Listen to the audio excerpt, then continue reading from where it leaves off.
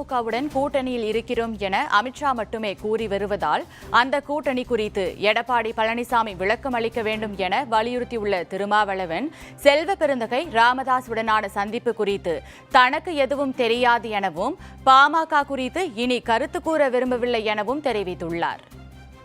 அதிமுகவும் பாஜகவும் இணைந்து கூட்டணி அமைந்ததாக அமித்ஷா மட்டுமே தொடர்ந்து சொல்லிக் கொண்டிருக்கிறார்.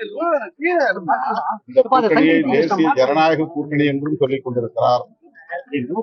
கூட்டணி ஆட்சியை அமைக்கப் போகிறோம் என்றும் சொல்லுகிறார். இதற்கெல்லாம் அதிமுக தலைவர்கள், குறிப்பாக மதிப்பிற்குரிய மேனாள் முதலமைச்சர் திருமிகு எடப்பாடி பழனிசாமி அவர்கள்தான் இது குறித்த விளக்கத்தை அல்லது தெளிவை மக்களுக்கு ஏற்படுத்த வேண்டும். அவர் என்ன காரணத்திற்காக சந்தித்தார் என்று எனக்கு எதுவும் தெரியாது. பாமகவுக்குள் நடக்கிற பிரச்சனைக்குள் நான் மேற்கொண்டு கருத்து சொல்ல விரும்பவில்லை. எங்களை பொறுத்தவரையில் நாங்கள் திராவிட முன்னேற்ற கழக கூட்டணியில் இருக்கிறோம், தொடர்வோம்.